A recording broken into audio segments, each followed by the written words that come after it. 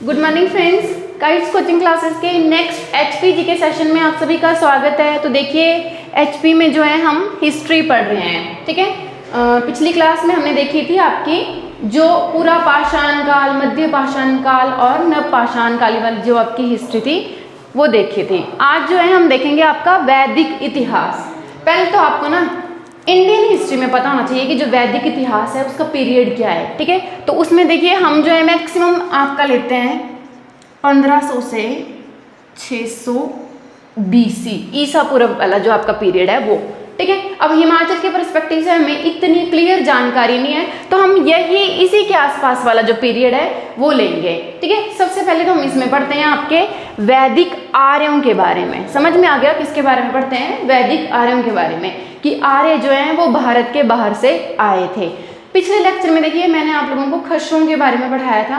किसी किसी बुक में आपका ये भी बोला गया है कि जो खश है ना वो भी आर्यों का ही एक ग्रुप था, बट वो आया तिब्बत वाली साइड से था, या बोले तो आपका कश्मीर वाले एरिया से होकर के आया था। तिब्बत और जम्मू कश्मीर वाला जो एरिया है वहां से क्रॉस होकर के आया था, ठीक है। अब देखते हैं कि आर्यों के बारे में प्रॉपर। खशों के बारे में मैंने ये बता दिया कि वो ऑलरेडी किसी किसी बुक में ये लिखा हुआ है कि वो भी आर्यों का ही एक ग्रुप है, ठीक है। अब जो आपके वास्तविक जो आर्य आए हैं उनके बारे में देख लेते हैं। देखिए ये जो आए थे आपके आर्य मध्य एशिया से आए थे। ये क्वेश्चन बहुत सारे एग्जाम में HPSSC के द्वारा पूछा गया है। कहाँ से आए थे? मध्य एशिया से, सेंट्रल एशिया से। तो जो भी बच्चे तैयारी कर रहे हैं आप लोगों ने मुझे कमेंट सेक्शन में बताना है कि ये जो मध्य एशिया है इसमें आपकी कौन कौन सी कंट्री जो है या देश जो है वो आते हैं, और भारत जो है वो कौन से एशिया का पार्ट है? मध्य एशिया का है, सेंट्रल एशिया का है, साउथ एशिया का है या ईस्ट एशिया का पार्ट है, ठीक है। चलिए आगे शुरुआत करते हैं। तो देखिए आए मध्य एशिया से और कौन से एरिया में आकर के बस गए। तो स्टार्टिंग देखिए, आप कभी भी इंडिया का मैप देखते हो ना तो जो आपका जम्मू कश्मीर और जो पंजाब वाला एरिया है वही एक्चुअल में आपका यूरोपियन साइड से या मध्य एशिया, एशिया वाली मतलब जो आपका ईस्ट एशिया है, सेंट्रल एशिया है, यूरोपियन कंट्री जो है आपकी वहाँ से एक्सेस करने के लिए सबसे नज़दीक में वही एरिया आपका पड़ता है। तो आपने देखा होगा हिस्ट्री में जितने भी आपके आक्रमणकारी आए हैं वही लैंड वाले एरिया से आए हैं। क्यों?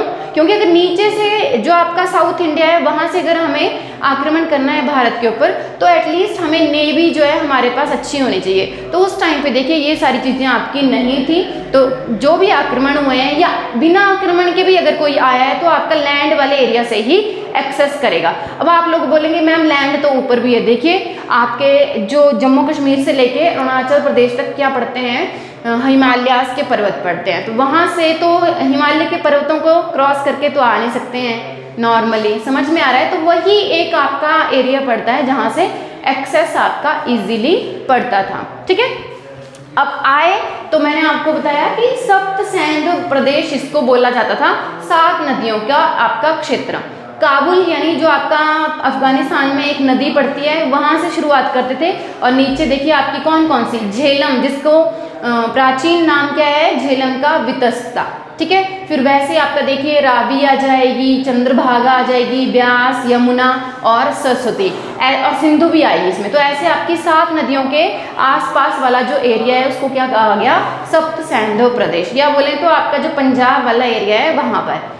स्टार्टिंग में जब आए तो ये घूमते घुमाते आपके इन्होंने शुरुआत करी थी। फिर जब इन्होंने स्थायी तौर पर आपका बसना शुरू कर दिया तो ये गंगा यमुना जो आपकी नदियां हैं उनके द्वाब वाले एरिया में चले गए। मतलब जो आप देखते हो ना यूपी बिहार वाला एरिया है आपका, और फिर थोड़ा सा साउथ में चला जाता है वेस्ट बंगाल वाले एरिया में। समझ में आ गया? वहाँ पर इन्होंने स्थायी तौर पर रहना शुरू किया था। जबकि स्टार्टिंग में ये सप्त सैंधव वाले प्रदेश में आपका ये घूमते रहते थे। साथ में इनका पशुधन यानी कि थोड़ा बहुत ये अपना सामान लेके आए थे, पशुओं को लेकर के आए थे। जैसे आपने देखा होगा गद्दी बकरियों को लेके चले जाते हैं, सामान भी होता है उनके साथ। तो वैसे ही कुछ कंडीशंस इनके थे, ठीक है। अब देखिए इसी में हिमाचल के पर्सपेक्टिव से आपका क्या बनता है कि एक राजा थे आर्य, नाम था उनका दिवोदास, यहाँ पे मैंने लिखा हुआ है। और इनका क्या होता है? युद्ध होता है शांबर के साथ। अब ये शांबर कौन है? तो देखिए शांबर आपके कल वाले लेक्चर में मैंने आपको सबसे पहले कोल, किरात, नाग, खश, तो किरात आपके रूलर थे ये शांबर। अब इनके बीच में क्या होता है? आपका युद्ध होता है, ठीक है। अब ये जो किरात हैं ये कौन से एरिया में रहते थे? ब्यास और यमुना नदी के बीच के एरिया में रहते थे। 99 किले थे इनके पास, ठीक है। और जब युद्ध हुआ तो बोलते हैं कि दिवोदास जो हैं उनके नेतृत्व करने वाले या उनको सलाहकार कौन थे उनके, तो वो थे ऋषि भारद्वाज, उनके सलाहकार थे, मंत्री, एडवाइजर, जो भी आप बोलना चाहते हो वो। ठीक है, अब इन दोनों के बीच में युद्ध होता है। तो देखो ऋग्वेद में आपकी ये जानकारी दी हुई है कि इन दोनों के बीच में ये युद्ध जो है वो हुआ था।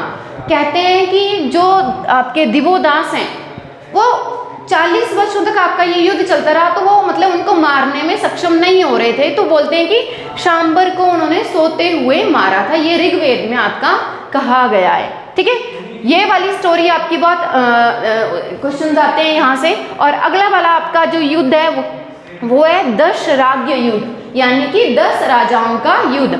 किसके किसके बीच हुआ था? तो जो ये दिवोदास हैं इन्हीं के बेटे हैं सुदास और अन्य 10 राजा।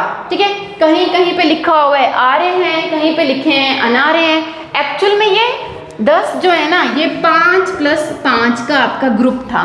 ठीक है, इनके लीडर हैं विश्वामित्र और इनके लीडर हैं वशिष्ठ। आपने दोनों का ही नाम सुना होगा, और ये दोनों ही आपके फेमस क्या हैं, ऋषि मुनि टाइप के आपके ये मतलब क्या है, गुरु टाइप के लोग हैं। समझ में आ गया? अब इनका युद्ध होता है किसके पीछे? बोलते हैं कि रावी नदी के जो जल था उसके बंटवारे के पीछे आपका ये युद्ध होता है। तो आपने देखा है कौन सी नदी के किनारे होगा?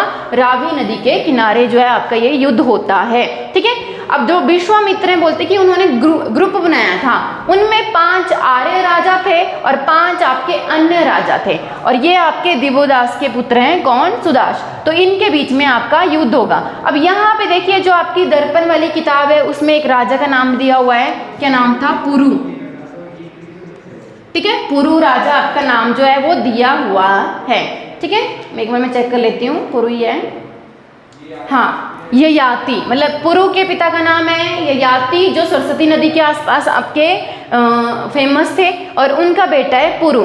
तो इन्हीं राजाओं में से एक आपका पुरु राजा भी है। समझ में आ गया? तो ये आपका दशराज्य यानी कि 10 राजाओं का युद्ध कौन सी नदी के किनारे हुआ था? रावी नदी के किनारे। एक्चुअल में मैंने आपको बताया कि इसी नदी के जल के बंटवारे के लिए आपका ये युद्ध जो है वो हुआ था। ठीक है, अब अगला हिमाचल में देखिए आपका वैदिक काल। तो वैदिक काल में हिमाचल में बहुत सारे जो है ऋषि आपके हुए हैं। बोला जाता है कि इन्हीं ऋषियों का बहुत सारा योगदान था आर्यों को हिमाचल वाले या हिमालय वाले एरिया में बसाने के लिए, मतलब इनका बहुत बड़ा हाथ जो था।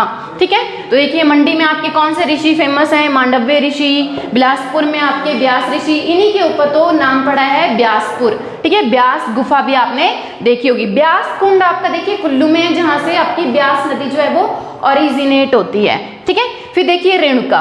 देखिए रेणुका का जो नाम है वो परशुराम से भी संबंधित है। मेनली अगर आपको क्वेश्चन आएगा तो आपने परशुराम ही टिक करना है, लेकिन रेणुका जो है वो परशुराम की माता हैं, जमदाग्नि उनके पिताजी हैं। और होता क्या है कि जमदाग्नि ऋषि हैं, इनके पास एक कामधेनु गाय थी। आपने ना इस गाय का नाम सुना होगा।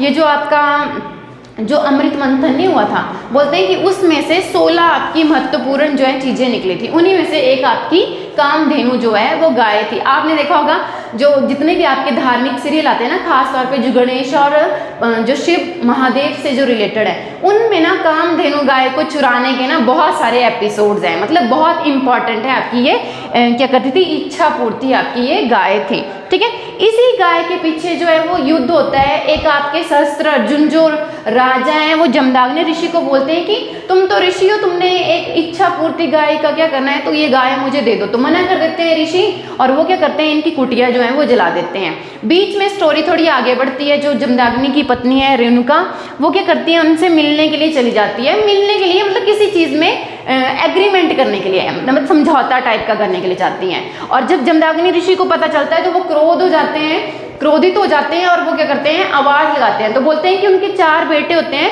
बारी बारी वो सबको बुलाते हैं, सब मना कर देते हैं। और जब लास्ट में वो परशुराम को बुलाते हैं तो बोलते हैं कि परशुराम जो है वो मणिकरण में नहाने के लिए गए हुए थे, वहाँ पे स्नान कर रहे थे।